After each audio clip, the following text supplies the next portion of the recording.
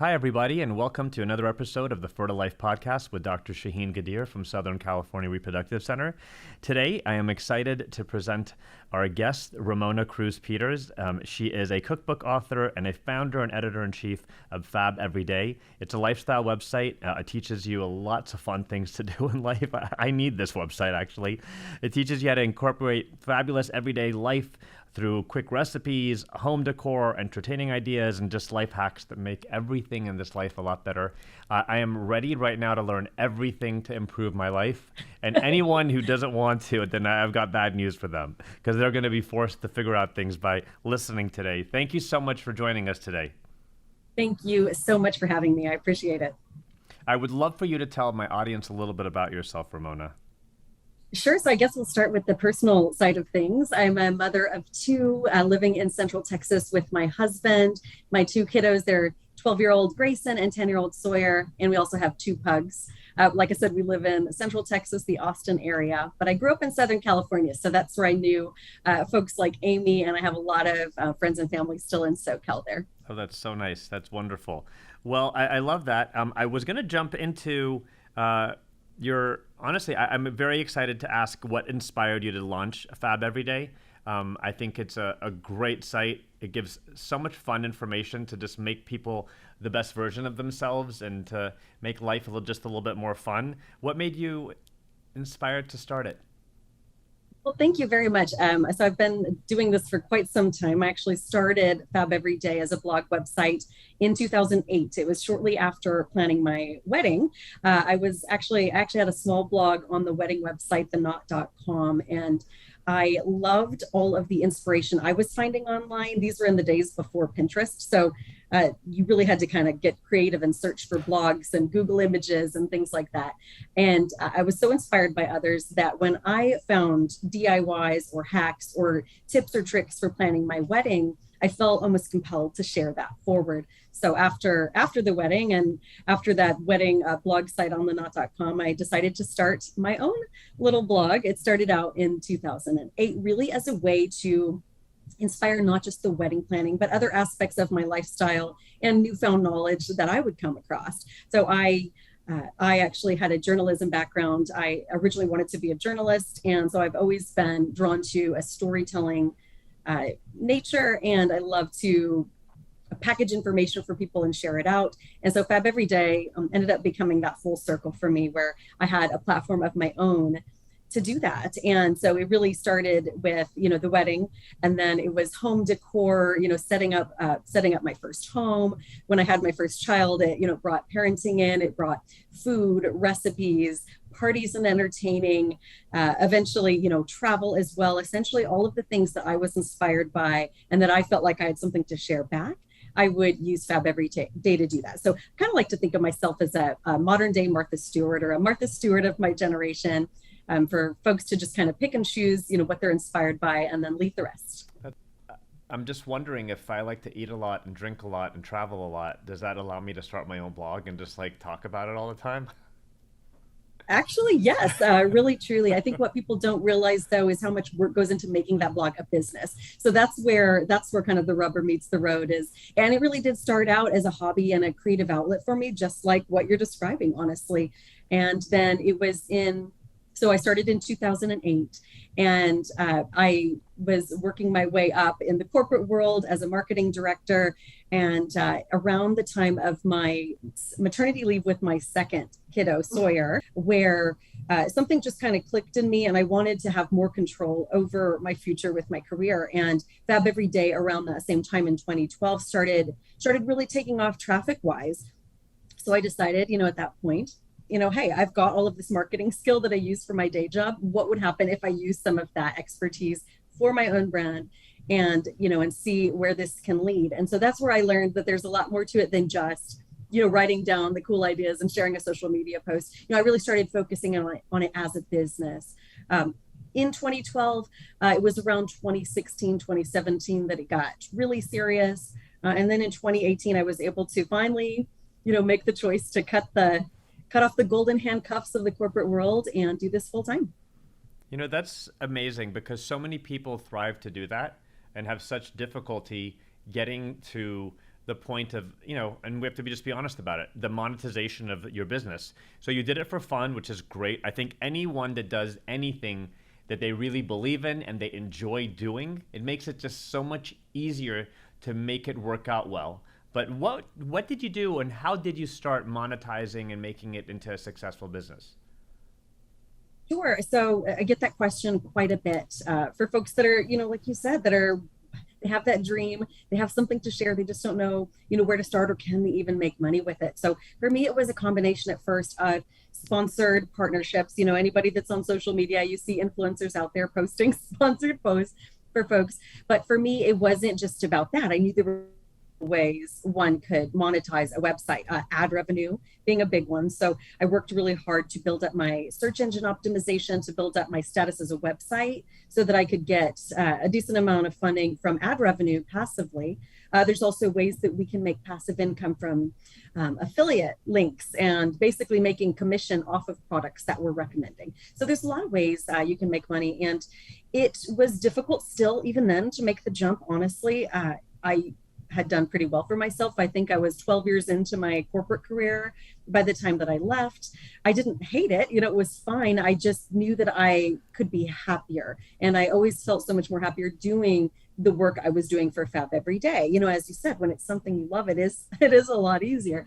So it was hard though. I had to make that choice where I had a good salary.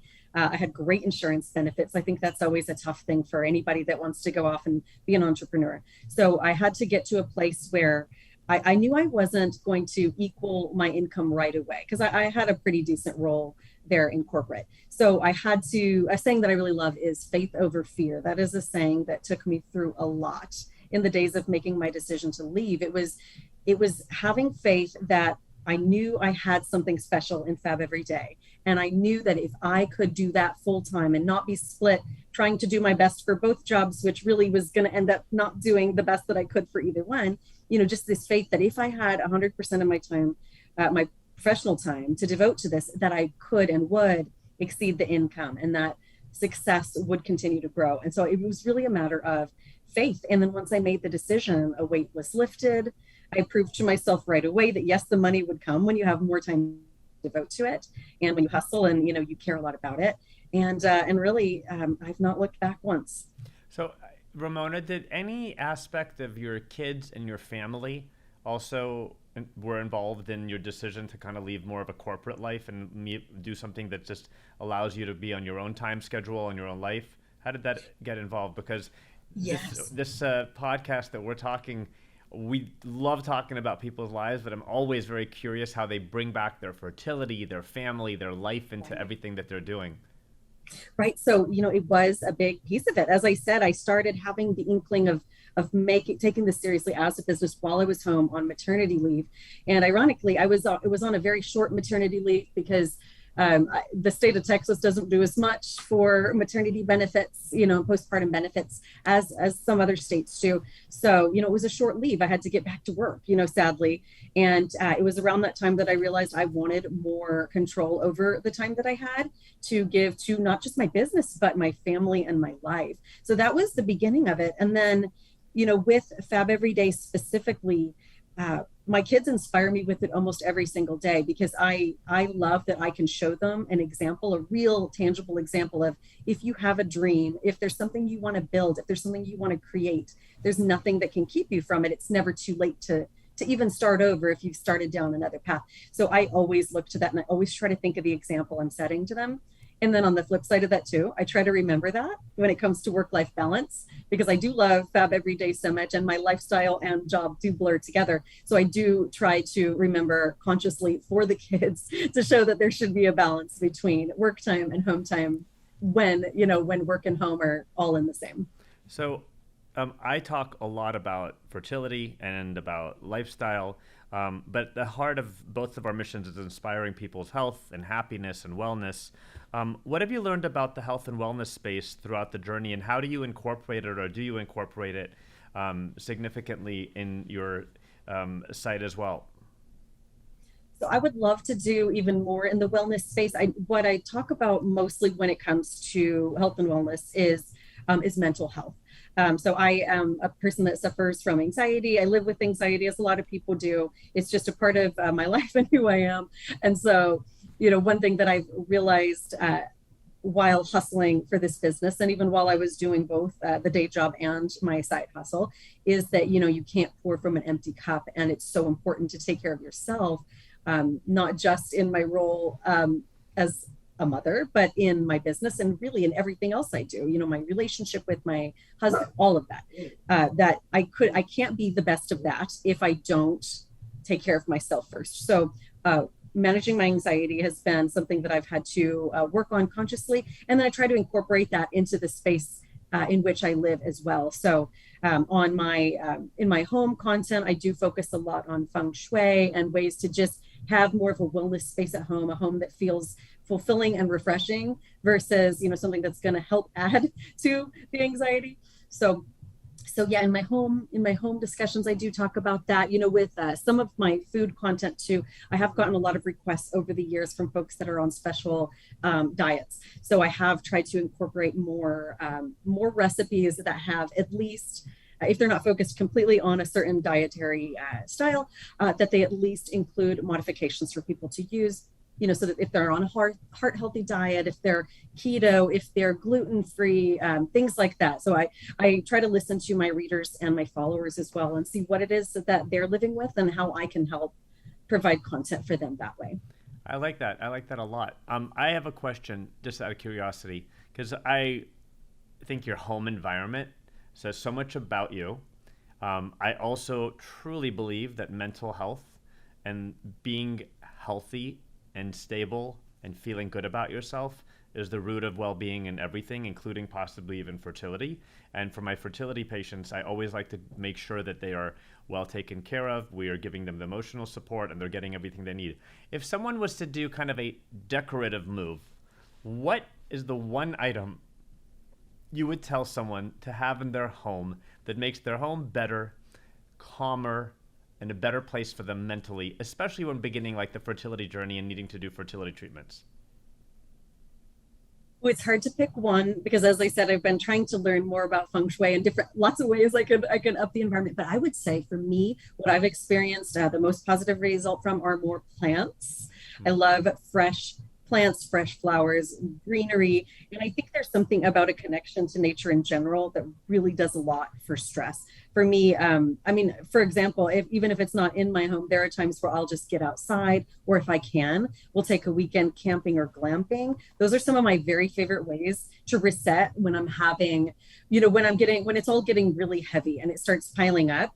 We try to do a getaway regularly. And oftentimes, even if it's just a weekend camping or glamping trip, some way that I can get connected to nature, that does something for me. It takes me not only out of the routine, so that I can see things with a different perspective and come back and make priorities, make changes as needed.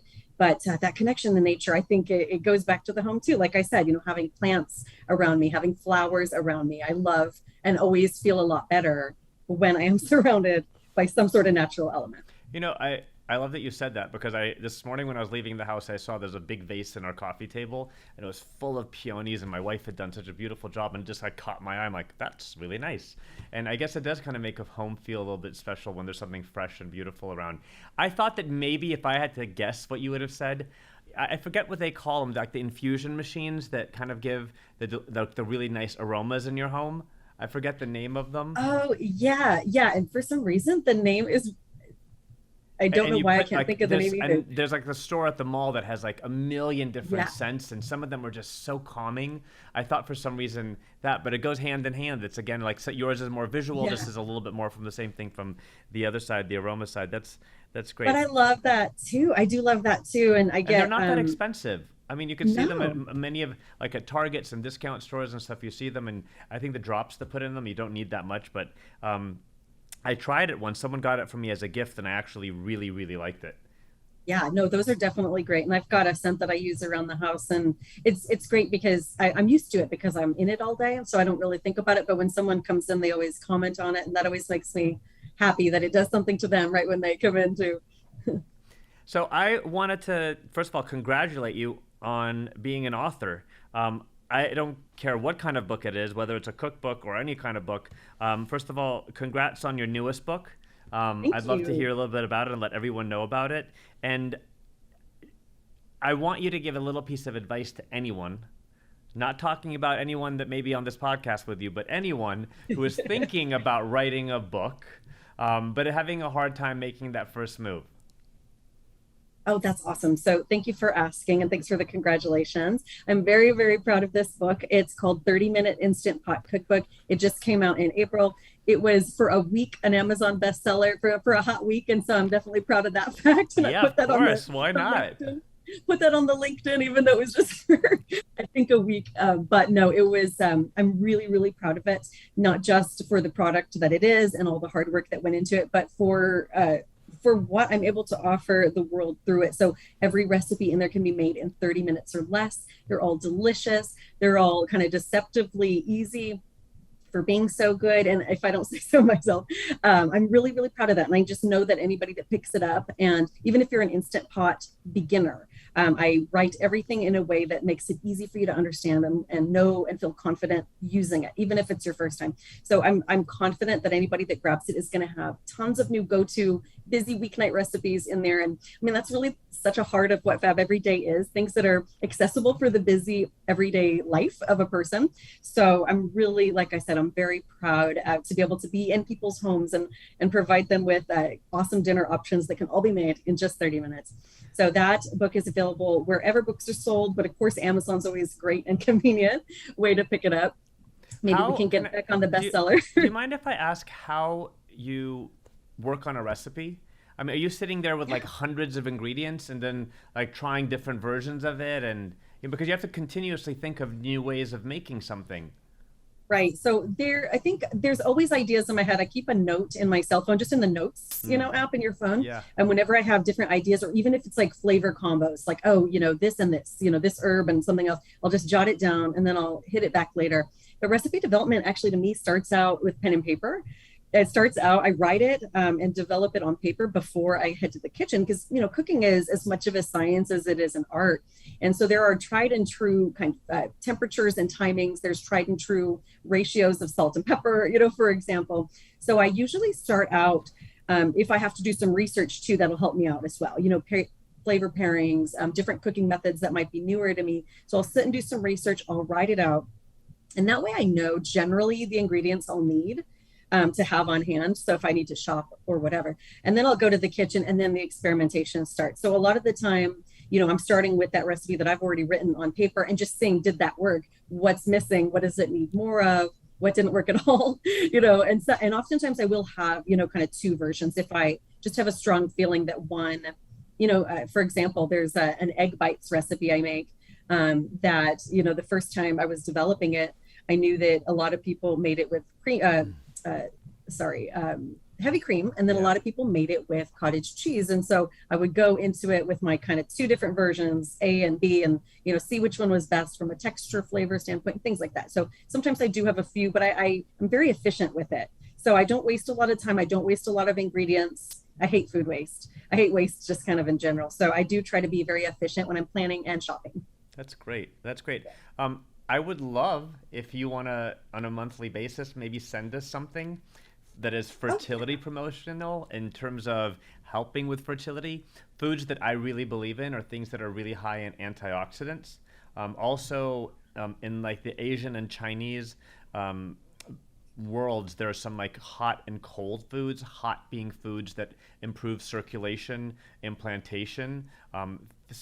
Examples like dates and nuts and things like that. If there is a recipe that you could think of, a shake or a recipe or something that you want to share with us once a month, I would be beyond excited to promote it and put it up there and tell them that it's from our own Ramona. So think about it. Let us know if you want to take us up on Yeah, that. that's fun. Like I said, I love being challenged with new dietary needs and things like that. A challenge in a good way. Like I like learning new things. I like offering things to more people, helping people meet the needs that they have. So that's really exciting. And I love some of those ideas that you were talking about already. Also, I realized I hadn't answered your question about advice for anybody that might be trying to write a book. So I'll kind of touch on that briefly for you so I don't leave that one hanging. So for me, I can't remember the year I first manifested this, but there was a point, actually, it was on a travel. It was kind of in a meditative moment, actually on travel, which I get, as I said earlier, when I get out of the house and out of my regular routine, I see things with a different perspective. Sometimes you just have to break out of that routine altogether in order to see the things. So, oftentimes I will try to check in with myself. I'll try to do some more mindfulness work when I'm out of the house and out of the daily routine. So my husband and I were in Thailand. It's where we had our honeymoon. So we were back there kind of celebrating an anniversary. And, I was we just had these great massages and I was in kind of this mindful state. And it just kind of crossed my mind, I'm always trying to think what's next for me, what's next, what are the next steps? And at that time, it really, the idea of writing a book. And I wasn't sure if it was a cookbook or, and some other lifestyle aspect, whether it be home or, parenting, whatever. And it came to me and I said, no, a book is in my future. So I just, I manifested it. And so if you are a person that is thinking of something like that, just always, just be sure to visualize it. I think when you're constantly visualizing, it helps you put, the vision becomes then a goal, and then the goal then becomes tangible steps. So don't just let it kind of sit as a dream, let it take the form of a goal, let it take form of steps. And then, for me, then I was researching, I did a lot of research then at that point, really kind of started out from square one. It's like, well, I want to do this. Okay, now what does it take to do this? I started researching, okay, how does one, pitch a book? What do you need to have in order? Who do you talk to? Are there templates for, book pitches? Do you need an agent? I mean, all these kind of questions I started doing. And something I would like to advise folks on is check out Twitter. Twitter has a huge writing community. Oh, wow. If you look up the hashtag writing community on Twitter, you would be amazed how many writers and agents and other folks in the industry are out there daily sharing guidance and ready to connect and really helpful. So I did want to make a plug for that. That was really inspiring to me. To get started, and also just talking to other authors. I know a few others, and using them as a mentor so that I didn't feel so in the dark was really helpful. So if you can find folks that are willing to share, to give advice, to help if the deal you're looking at is even a good deal, things like that, I think that's really helpful too. So just know that if you don't have that in your life already, there are a lot of people in the social media space that are willing to help take on that role too. So don't be afraid to ask. That's really very good advice. Ramona, I have to tell you, I love your energy. I love your positivity. I love that everything you set your mind on, you do and you accomplish and you figure out how to do it, whether it's from putting two spices together or writing a book or a fantastic lifestyle website. I would love for you to let everyone know if they want to follow along and find you, how they can do so. Sure. Thank you very much for the offer. So my website is fabeveryday.com, and my social channels, I am at Fab Everyday everywhere. So almost everywhere that there is a channel, I am there. I like to meet people where they're at. So I do create content for multiple channels so that I can, meet your needs wherever you are. And I'm always happy to gain new followers, newsletter subscribers, whatever it might be, I'm here for you. And I do have a lot of recipes, I think, on the website now that might fit the needs of some of the folks listening to this podcast. I know I've got some delicious salmon recipes, which I understand are really good for fertility. I'm still learning, and I'd love to learn more so that I can help you out more. But I've got great sheet pan recipes too. Everything's really easy on fabeveryday.com. So lots of things I love antioxidants as well. I love things like quinoa and superfoods. So I've got some great one-pot recipes that include beans and quinoa and lots of good wholesome ingredients. I've also got some less than wholesome recipes on there, some desserts and things, but there's good stuff on there too. That's wonderful. Well, I want to thank you very much for joining me today. And I really appreciate your time, and I really enjoyed talking. I wanted to thank everyone else for listening to another episode of the Fertile Life podcast. And until next time, please take good care of yourselves. Thank you so much. Thank you.